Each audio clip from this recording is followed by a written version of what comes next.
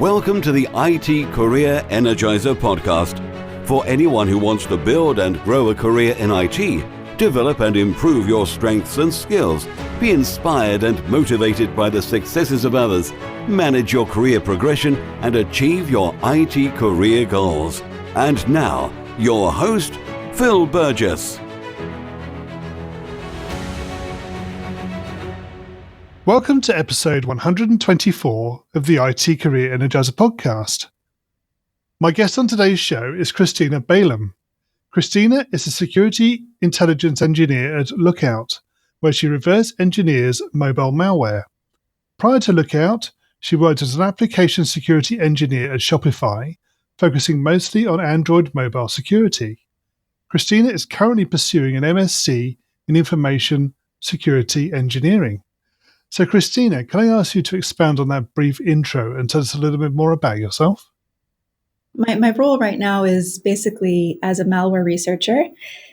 I look at different samples of malicious apps on Android and iOS and decide whether they are in fact malicious. I'm responsible for reverse engineering them and at times tracing back the malware to malicious actors and figuring out what their motivation may be, and other times just sort of classifying the malware as malicious, and then within, I guess, the malicious umbrella, whether it's the Trojan app or whether it's like a banking Trojan or adware or app droppers or something more specific. Right. And what happens to that information? Where does it go once you've discovered how to reverse engineer things? The company I work for is an endpoint security company. So what we focus on is post-perimeter security, which is a way of saying everything from mobile to providing SDKs for application developers to basically make their applications more secure. And my role is writing coverage for the, I guess you would say like an antivirus application for mobile devices. It's called Lookout for Work, or there's a Lookout client option as well. Right. So everything that I do, looking at the different malware that I work with, I write coverage to make sure that when people have the Lookout product installed on their phone and they happen to either be targeted or accidentally download something malicious, they will get a notification saying, hey, this might be trying to steal your banking information. Right. Okay, fine. So this is obviously a never-ending challenge. Yes, absolutely. Right. Malware authors are very creative. Yeah, I'm sure. So, Kristina, can you maybe share a unique career tip? Maybe one the audience doesn't know and perhaps should? So this is one that I think has been most relevant to me. And it's something that I found a little bit later, I guess, in my career is just the importance of visibility and how useful that could be in terms of getting to where you'd like to be in your career. So, for example, that could be showing others that you're passionate about IT or about a particular niche area of the industry by blogging or by speaking at conferences or by getting involved in social media or, anything along those lines. For me personally, that's been a really wonderful way to connect with other people and find new opportunities. And it's something I didn't necessarily think was important until I kind of fell into it just by starting to blog and create a bit of an Instagram and start speaking at these conferences. It ended up being incredibly valuable. Right. I mean, in terms of the engagement you get much of that through, well, in general, social media, presumably. Is there any particular platforms that you find you get more engagement with? I think right now it's Instagram, which is kind of surprising. It doesn't seem like the social media platform that would cater the most to our industry, but it is surprisingly active. And there are more and more people starting to post, little mini blog updates on the captions for the photos that they're posting. And it's become quite a community right now. Sure. I mean, everybody's got a phone with them these days and photographs are taken everywhere. So exactly. I can see why Instagram is still growing. Yeah, definitely. Okay. Kristina, can you maybe tell us about your worst IT career moment or what you learned from that experience? This is one that I guess happened before I was technically working full-time. I had been working part-time, but it really has always sort of struck me as like the worst moment in sort of the career path I was on. I was still in school. I was in my very last year of university studying computer science. And I was doing a research project for a game studio called Ubisoft in Montreal. And this research project basically consisted of a bunch of different groups from different universities creating these 5-minute game demos using this software called Unreal Engine. And we had to present our 5-minute game demo to all of the Ubisoft executives in Montreal. And this, for me, was basically a dream opportunity. I was studying to essentially be a game developer, and it was just a really wonderful opportunity. So I was very excited to do the presentation. But about a week before we had to present, we had about 2 months to develop the game. Yeah, about a week before we had to present, I guess 2 out of 6 of our group members dropped out of the program. Oh. And hadn't completed their part of the project. And we just found out when they basically dropped out. So that left the remaining 4 of us to quite literally pull 3 or 4 all-nighters in a row. And we got something working. We got, kind of pieced together any areas that were missing. And we had a kind of functioning game environment and stuff like that. But it was definitely not as polished as we all wanted it to be. Sure. And so we stood up in front of these executives and gave our demo, and the game crashed about 2 minutes into it, and we couldn't get it running again. And it was by far the most humiliated I have ever been.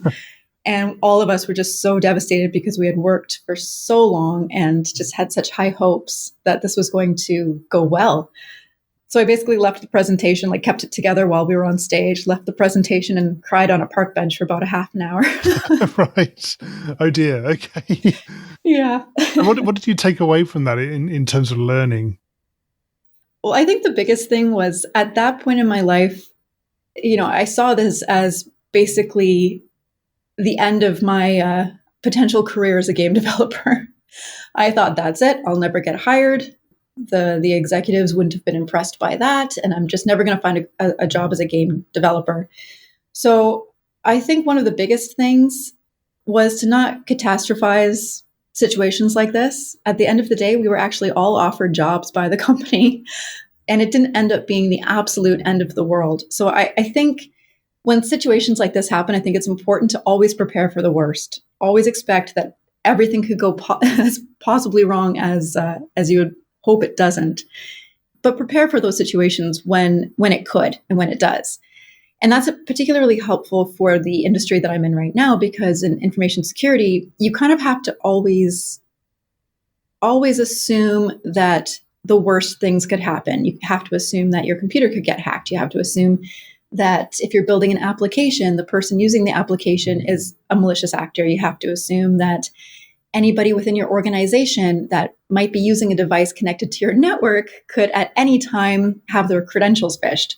So always preparing for the worst case scenario sounds very pessimistic, but I found it to be quite useful. And then, when everything hits the fan, just realizing it's not the end of the world and picking yourself up, dusting yourself off, and just keep on keeping on, because it's typically not the end of the world. Definitely not. No, that's right. Okay. So moving away from your worst moment, can you maybe tell us about your career highlight?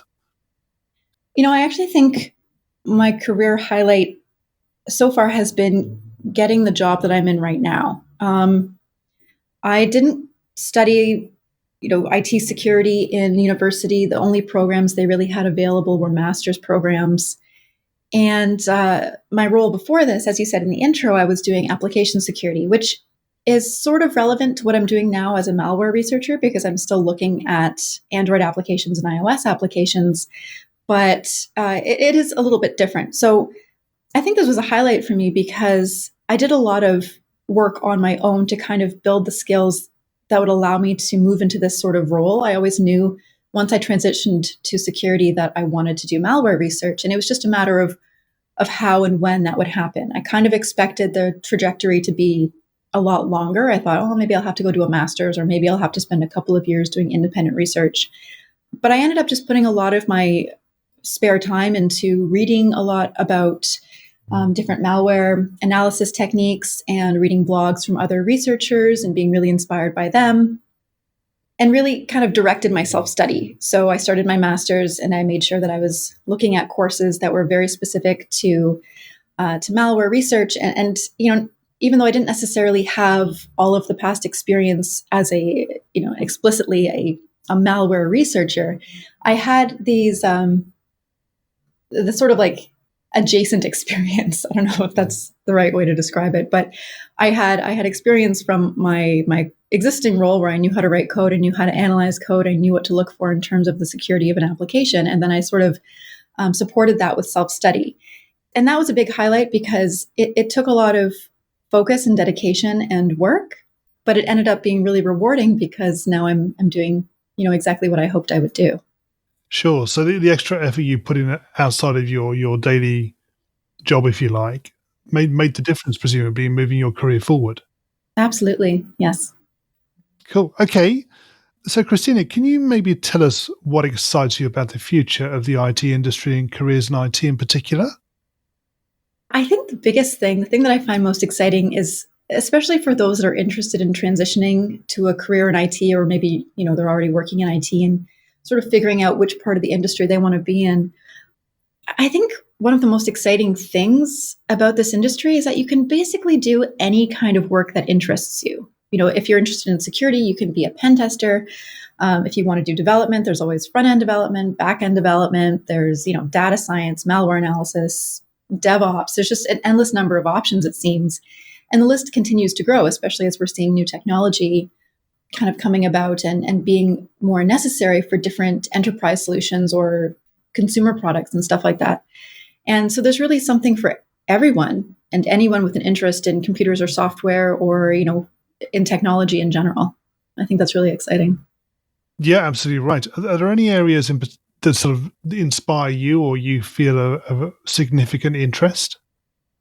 Yeah, well, I mean, where I am right now with malware analysis, I think that for me is the most exciting, not only because it's where I've decided to focus my energy and my career and my learning and research and stuff, but it just sort of seems like malware authors are always adapting to the work that we're doing as researchers. And that's kind of a bad thing because you really want to keep people safe.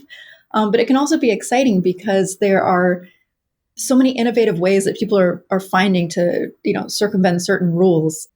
There was a blog post, I believe this week or last week, about malware right now that is not actually triggering any malicious code until it it senses the accelerometer in a device to basically indicate that someone's moving. And the reason it's doing this is because it doesn't want an emulator like ones that would be used by malware detection services to see that it might be doing something malicious. So that's kind of an interesting way for someone to get around the rules of those sort of detection services. And it makes our job more difficult, but it is really interesting to see. Okay, we're going to go into the reveal round now. We're going to find out a little bit more about you and the way you think. You ready for this? Sure. Absolutely. So what first attracted you to a career in IT? I loved video games, and I've loved computers since I was very little. My parents started me using a computer when I was about 2. And I started learning to code in like HTML and a little bit of JavaScript when I was about 9 because I wanted to customize the web pages for these sort of like these online pets. It was a website called Neopets that actually still exists. And I wanted to make my pets custom web pages.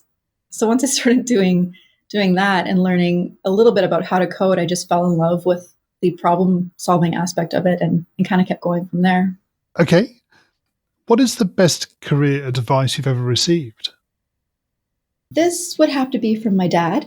And it was to not be afraid to network. That networking can actually be incredibly valuable, even though it's sometimes painful. Indeed, yeah, particularly early on in your career when you're probably not as confident. So, yeah. Absolutely. If you were to begin your IT career again right now, what would you do? I would try and jump right into a career in information security rather than taking the long road around. I kind of started as a software engineer and then transitioned to application security, but it took me about, 4.5 years to do that. So I would have just jumped right into it. And what career objectives are you currently focusing on? I think the biggest one right now is just continuing to grow my skills and learning from those who are more senior, who have been doing this longer than I have been. And then trying to speak at more conferences or publish new research. And I think those are probably the three biggest right now. Okay. And what's the number one non-technical skill that has helped you in your career so far? I think that would be the ability to communicate and maybe manage difficult social situations within teams or within organizations. I thankfully haven't had to deal with that too often, but I think it's one of those soft skills that ends up being quite valuable, especially within a team environment. Yeah, very much so, yeah. Social interaction, absolutely key. Definitely, yeah. Mm-hmm. Kristina, can you share a parting piece of career advice with the IT Career Energizer audience? Sure.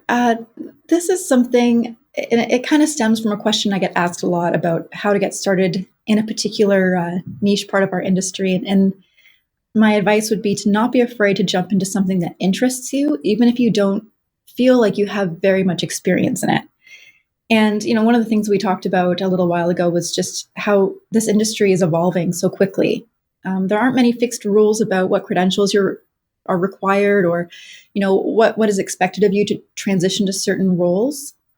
And sometimes there are those expectations, but a lot of the time people are very, very excited to welcome those who have either taught themselves or shown that they're really passionate about a particular niche area of the industry. And that can go a long way, sometimes even more so than having, a piece of paper or a diploma or degree or something like that. So just don't be afraid to jump into something that interests you. And finally, what's the best way we can find out more about you and connect with you? I'm a bunch of places on the internet, basically all under the same handle, which is chmodxx, which is, it's spelled exactly as it sounds, CHMODXX. I'm on Instagram at that handle and Twitter, and I have a website, which is just chmodxx.net. And feel free to reach out with any questions you might have. Kristina, thank you so much for joining me on the podcast today. It's been great chatting with you. It's been great chatting with you. Thanks so much for having me, Phil. Well, I hope you enjoyed listening in to today's episode and to my guest's career tips, advice, and experiences. You'll find a show notes page for today's episode on the IT Career Energizer website, which will be itcareerenergizer.com/e and then the number of today's episode. And a quick reminder that the show has now 3 episodes every week on Mondays, Wednesdays, and Fridays. So make sure that you are subscribed to the show to get new episodes automatically downloaded. Also, don't forget to join the IT Career Energizer community Facebook group. You'll get to engage with other like-minded people, get to find out more about upcoming guests and other episodes, and can get involved in the future direction of the podcast. It really is a great pleasure to be able to talk to so many inspirational people from across the industry and to be able to share their stories and advice with you. Thanks for listening, and remember, if you're not growing your career, you're slowing your career. Thanks for listening to the IT Career Energizer podcast. To find out more about building a successful career in IT, visit itcareerenergizer.com.